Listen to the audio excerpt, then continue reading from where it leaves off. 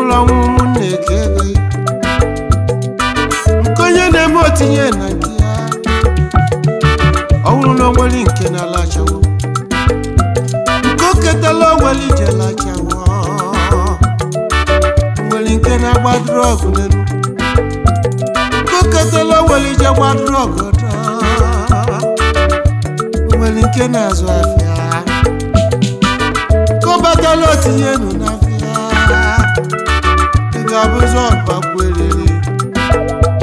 mana o nwere ike mgbe ịdị ndụ n'ụwa sọgara ike ịlala sazụ friji ka ị na-eri ịbịazie n'ụwa nwụrụ anwụ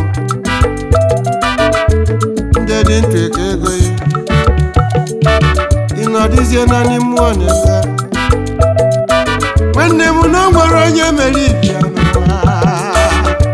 nke onye ọba kweliri ebezi na alili taa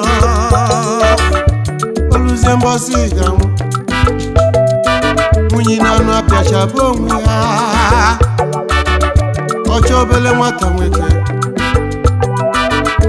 olibi ọjọlọ nwanne m o buru jipu n'ele ọchọ kirikiri nwata tinye n'iru moto nnọdị na n'ime n'ebe ebezi na alili nwanne m konye riri ka obula iri ihe egoghị na ndụ nwanne m ọ na-abụ n'ọnwụ ka ị ga-erizinụ onye nwụrụ anwụ na-eri rice nwanne m onye nwụrụ anwụ n'ala ahịa na-esi onye nwụrụ anwụ n'ala une onye nwụrụ anwụ ọgbazi ebe onye ya dị nwanne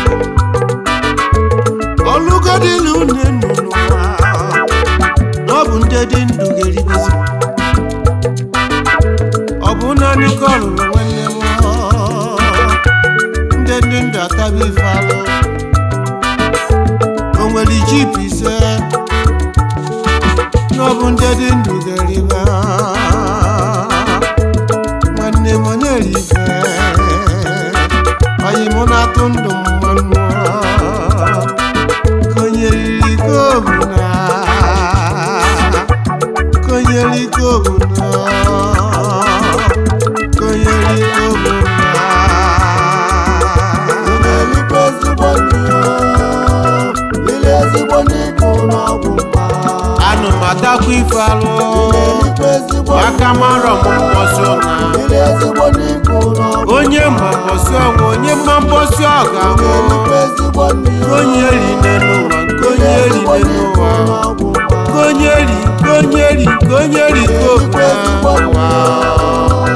ile ezigbo n'ego n'ọgwụ mma ijụ ya anyị na-ete n'isobiri igwe kristo ranụ ezigbo bodogbo ezigbo ube n'ọmụ eze anyị ukwu odogwu ji ego wee gwara ajụ ifiji wee were ego wee buru ibu na ndụ nwanne m ibube natali ndị ụbịam mfe ndị na-akwụ ụgwọ ọnwa erikanụ ndị n'ihu ụlọ karịrị akarịa ndị mere ọgụ erika ezi ibube n'ọmụ igwe n'ịdị mma igwe ebiri isi ka nkene Peter Obi okwute ndị Igbo okwute n'ịdị mma Peter Obi ga-achịkwanụ Chris Oranụ bịakene Chris Oranụ ezigurube kenimi ezigurube ya n'ọka gwụ na agwụmọ ya n'ọka nna ata afụfụ ebe iji mote mọgụ nwanne m iju na-eme ọgụ nwanne m ị ga n'ọma nka mmiri na mmamụ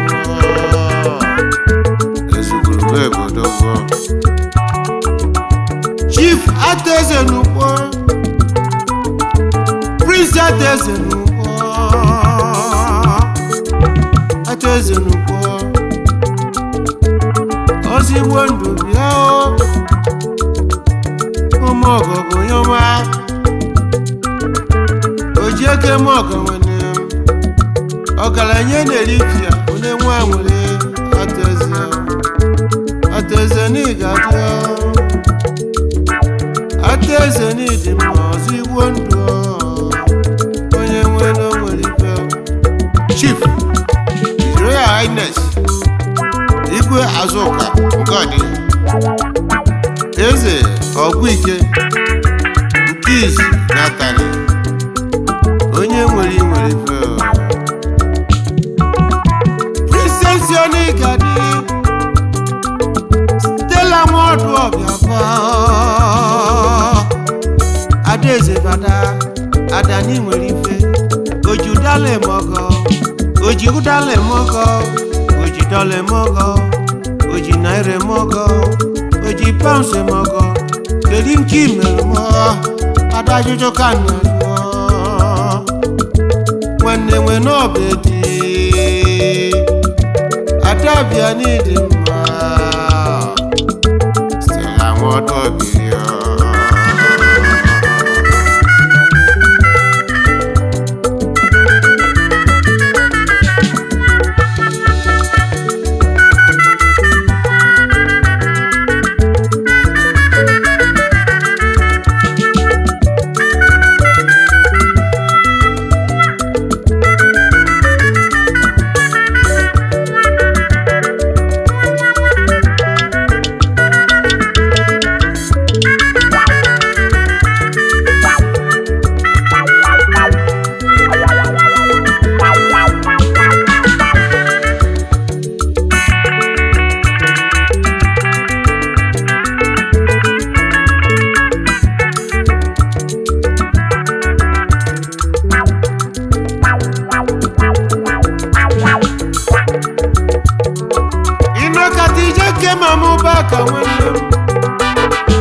onye isi azụ takene Diego Yingbe dị ndụ n'ọkati je chop right nwanne ije ife mgbe dị ndụ ije na fanfic nwanne ile mgbe ife dị ndụ iwele ego jenu n'afịa iruo dị n'afịa Gola arise yo no kwezigbo nni Fidelis rice amaka rice nwere atụ na ruo ezigbo nni ka ọ bụ nwanne m Chief Ogochukwu Chineche bịa ọbata obi ebiri ọbata nnobi onye ọma Ibe maka ọnwụ gburu nne ya na nwa aka akwanne nnekwa banụ nwa Ogochukwu oyibo ogo n'ọbụ njọ ọbịa bere falili nwanne m Sidon Farms Nigeria Limited odogwu Fidelis rice onye ọma ọbata obi enyi ga-adịnụ Sidon Electronics Nigeria Limited oyibo onye nwe n'onwere ifenu ụmụọgọ Chukwu ekwenu ya meyo Sidon Onigadi Chief Freddy Nweniche bịaba achie n'otutu mụọdụ Obiakene nna m asịmị na tife konye riri nne n'ụwa Yakob na konye riri n'ụwa Yakob na onwere onye arụ dị n'ụwa onye ju ndụ aka onye Chukwu kpọrọkwu nwanne m ọzaba Chukwu okwu ya onye Chukwu kpọrọkwu ọzaba Chukwu okwu ya onye ọnwụ bịakwutere nwanne m kọsi aka ọ ga-anwụ ọnwụ amara eze ọnwụ amụrụ nwata nwere ike ịnwụ okenye nwere ike ịnwụ nwa agbọghọ nwere ike ịnwụ okorobịa nwere ike ịnwụ nna nwere ike ịnwụ nne nwere ike ịnwụ ya ka o ji dị mma na-eri ife n'ụwa nwanne m na-eri ife na-enwe aṅụrị maka ọ bịala mgbanyenu ibe ndụdọ ibe ndụ nwanne m ibu ndụ n'ọma si na-eri ezigbo nri n'ụwa eji na Fidelis rice egwu egwu eji na Fidelis rice egwu egwu ndị fanọ dị mma ezigbo rice ka fanọ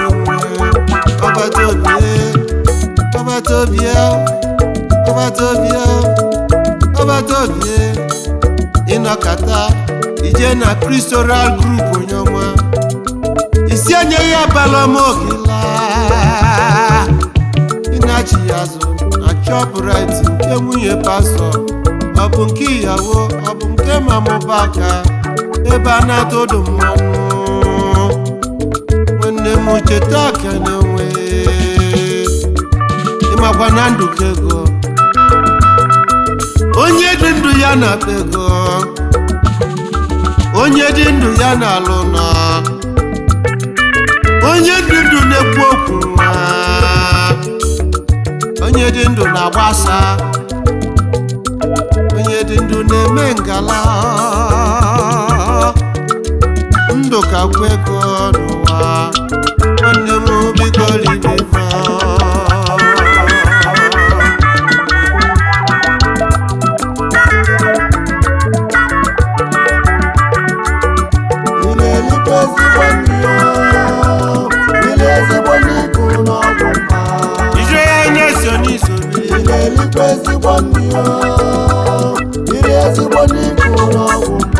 Igwe Kristo ranụ